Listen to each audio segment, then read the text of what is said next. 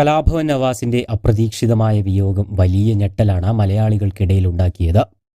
കഴിഞ്ഞ ദിവസം പോലും ലൊക്കേഷനിൽ പതിവ് പോലെ എത്തി കളിച്ചിരി തമാശകളൊക്കെ പറഞ്ഞ് വളരെ സജീവമായിരുന്ന ആളായിരുന്നു ഇദ്ദേഹമെന്നാണ് സഹപ്രവർത്തകർ പറയുന്നത്.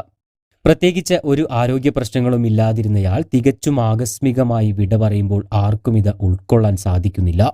സിനിമയുടെ ചിത്രീകരണം പൂർത്തിയാക്കി നാട്ടിലേക്ക് മടങ്ങാനുള്ള തയ്യാറെടുപ്പിനിടെ കഴിഞ്ഞ ദിവസം വൈകിട്ട് 6 മണിയോടെ ഹോട്ടലിലെ ജീവനക്കാരാണ് ഇദ്ദേഹത്തെ മരണപ്പെട്ട നിലയിൽ കണ്ടെത്തുന്നത്.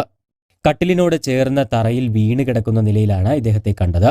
സോപ്പും തോർത്തും വസ്ത്രവും അടക്കം കട്ടിലിലുണ്ടായിരുന്നു.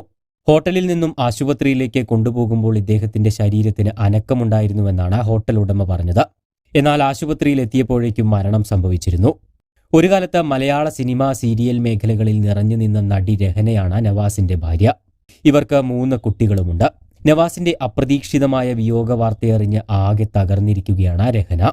ഇത്രയേറെ കുടുംബത്തെ സ്നേഹിച്ചിരുന്ന ഒരാൾ വേറെ ഇല്ല എന്നാണ് രഹന നവാസിനെ കുറിച്ച് പറഞ്ഞിട്ടുള്ളത്. ഏറെ സന്തുഷ്ടമായ ഒരു കുടുംബമായിരുന്നു ഇവരുടേത്. എന്റെ ജീവിതത്തിൽ സംഭവിച്ചിട്ടുള്ള ഏറ്റവും നല്ല കാര്യം അത് നവാസിക്കയാണ്. മാത്രമല്ല, നവാസിക്ക ഇല്ലാതെ എനിക്ക് ജീവിക്കാൻ പറ്റില്ല എന്നും ഒരു അഭിമുഖത്തിൽ രഹന പറഞ്ഞിട്ടുണ്ട്.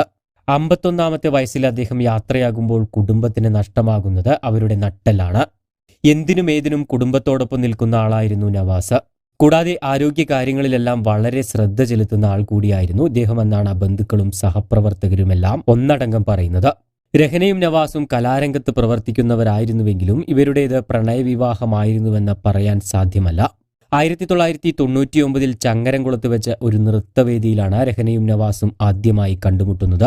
അവിടെ വെച്ച് തന്നെ രഹനയെ ഇഷ്ടമായ നവാസ് ഇക്കാര്യം വീട്ടുകാരെ അറിയിക്കുകയായിരുന്നു. പിന്നീട് നവാസിന്റെ ജ്യേഷ്ഠനും നടനുമായ കലാഭവൻ നിയാസ് രഹനയുടെ പിതാവ് ഹസ്സനാരോട് വിവാഹമാലോചിച്ചിരുന്നു. എന്നാൽ ഈ സമയം രഹനയുടെ സഹോദരിയുടെ വിവാഹം കഴിഞ്ഞിട്ടുണ്ടായിരുന്നില്ല. ഇതോടെ സഹോദരിയുടെ വിവാഹം കഴിയുന്നതുവരെ കാത്തിരിക്കാൻ നവാസ് തീരുമാനിച്ചു. അങ്ങനെ 3 വർഷങ്ങൾക്ക് ശേഷം സഹോദരിയുടെ വിവാഹശേഷമാണ് നവാസ് രഹനയെ സ്വന്തമാക്കിയത്.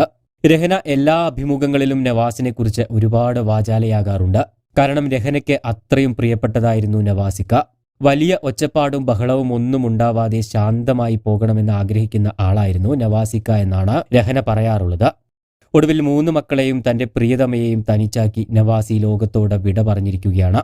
രഹനയ്ക്കും മക്കൾക്കും ഈ വിയോഗം താങ്ങാനുള്ള കരുത്ത് നൽകണമേ എന്ന് തന്നെയാണ് ഇപ്പോൾ എല്ലാവരും പ്രാർത്ഥിക്കുന്നത്.